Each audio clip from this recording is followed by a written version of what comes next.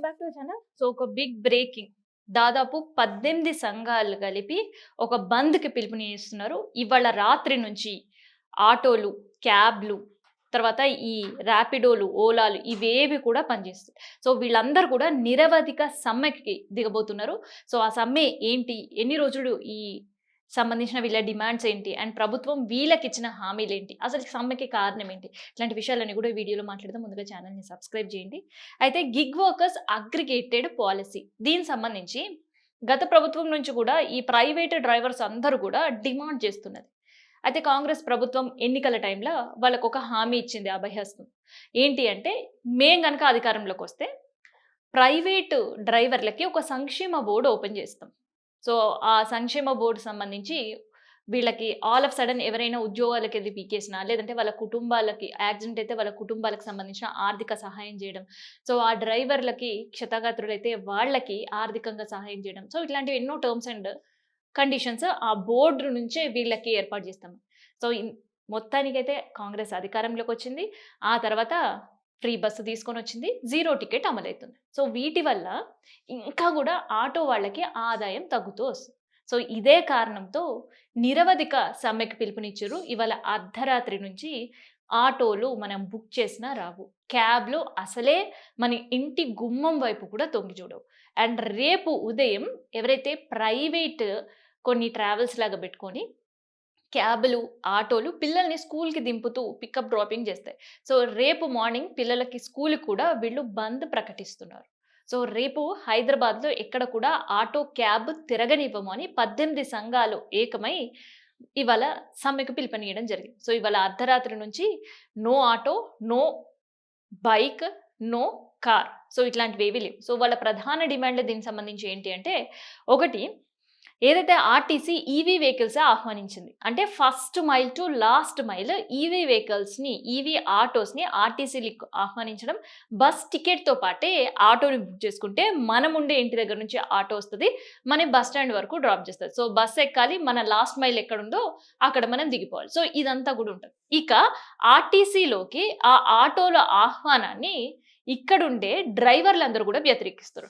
So, ఉన్న కొద్దో ఉపాధి కూడా ఇట్లా కస్టమరే డైరెక్ట్‌గా బుక్ చేసుకుంటే ఆ ఉపాధి కోల్పోతామనేది వాళ్ళ భయం. సో, ఆర్టీసీ పైన ఆగ్రహం మళ్ళీ సమ్మెకు వన్ ఆఫ్ ద రీజన్ కారణమైంది వాళ్ళు సమ్మెకు దిగడానికి. సో, వెంటనే ఈవీ వెహికల్స్ ప్రతిపాదన అనేది తీసేయాలని. రెండోది ఏడాదికి రూ. 12,000 ఇస్తామని ఏదైతే ప్రభుత్వం హామీ ఇచ్చిందో, సో, ఆ హామీ ఇప్పటి వరకు నిలబెట్టుకోకపోవడం. సో, పక్క రాష్ట్రంలో ఇప్పటికే ఆటోల సంక్షేమం కోసం ప్రభుత్వం నిర్ణయాలు తీసుకుంటున్నాయి తప్ప, ఈ ప్రభుత్వం ఆటోల సంక్షేమం పైన ఎటువంటి డెసిషన్ తీసుకోకపోవడానికి డ్రైవర్ల ఆగ్రహానికి రెండో రీజన్ కారణముంట. సో, మూడోది అగ్రిగేటెడ్ పాలిసీ తీసుకొనైతే వచ్చిర్రు కానీ, దాని అమలు మాత్రం నోచుకోవట్లేదు. సో, పాలిసీ లాగానే ఉంటే, ఆ పాలిసీ మాకు పనికి రాకుండా పోతుంది అనేది ఆగ్రహం. నాలుగోది చాలా పెద్ద డిమాండ్ అండ్ దాదాపు తెలంగాణ వచ్చినప్పటి నుంచి కూడా ఆటో డ్రైవర్స్ దగ్గర నుంచి ఈ డిమాండ్ వినిపిస్తూనే ఉంది. సో, అదేంటి అనంటే ఒక సంక్షేమ బోర్డ్. సో, సంక్షేమ బోర్డ్ ఉంటే వాళ్ళ కష్టాలు గట్టెక్కుతాయి. సో, సంక్షేమ బోర్డ్ ఉంటే వాళ్ళ దగ్గర నుంచి డబ్బులు కట్ జేసినా ప్రభుత్వం ఇంకొంత కోటా ఏసి ఇచ్చినా వాళ్ళకి ఒక ఆరోగ్య భరోసా ఉంటది, ఆర్థిక భరోసా ఉంటది. వాళ్ళు చనిపోతే ఆల్ ఆఫ్ సడెన్ ఎక్కడైనా వాళ్ళ కుటుంబానికి ఒక భద్రత ఉంటదని. సో, వాటికి సంబంధించి ఏ ప్రభుత్వం కూడా నిర్ణయం తీసుకోలేదు. సో, 12 సంవత్సరాలుగా ఈ ఆటో అన్నలు, తర్వాత ఈ ప్రైవేట్ డ్రైవర్స్ అందరూ ప్రభుత్వాల దగ్గర వినయించుకుంటుంది, పెడుతున్న డిమాండ్ ఇది.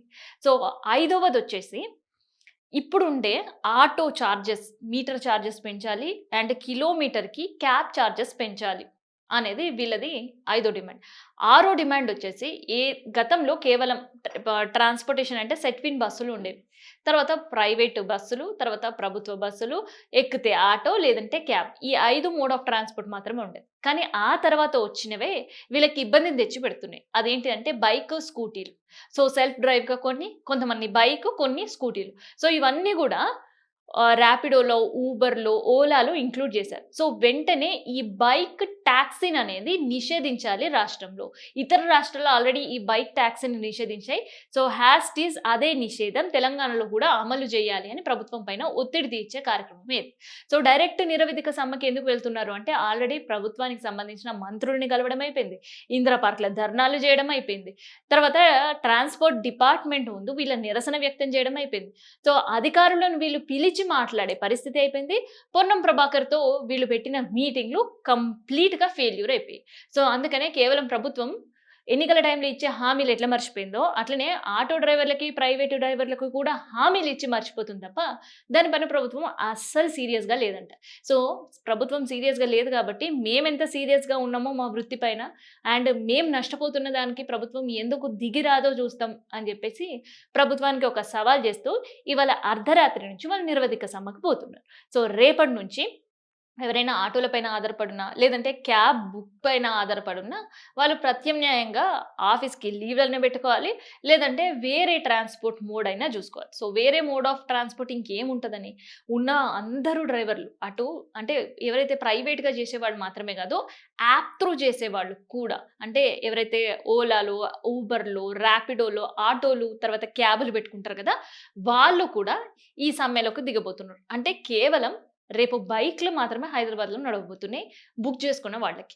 సో, ఇదే ఇంపాక్ట్ ఆన్‌లైన్ బిజినెస్ పైన ఎలా ఉంటదంటే, ఆన్‌లైన్ బిజినెస్ పైన ఎటువంటి ప్రభావం ఉండదు. సో, గతంలో గిగ్ వర్కర్స్ అందరూ గూడా ధర్నా చేసినప్పుడు కాస్తో కూస్తో ఆన్‌లైన్ ఆర్డర్స్ కూడా ఇబ్బందయింది.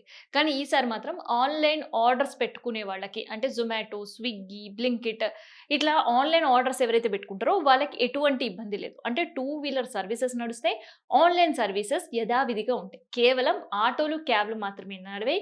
ఆటో, క్యాబ్ డ్రైవర్‌కి సంబంధించిన మాత్రమే ఇవాళ అర్ధరాత్రి నుంచి సమ్మె జరగబోతుంది. సో, అందుకనే సమ్మె సమయం కాస్త అలర్ట్‌గా ఉండాలి.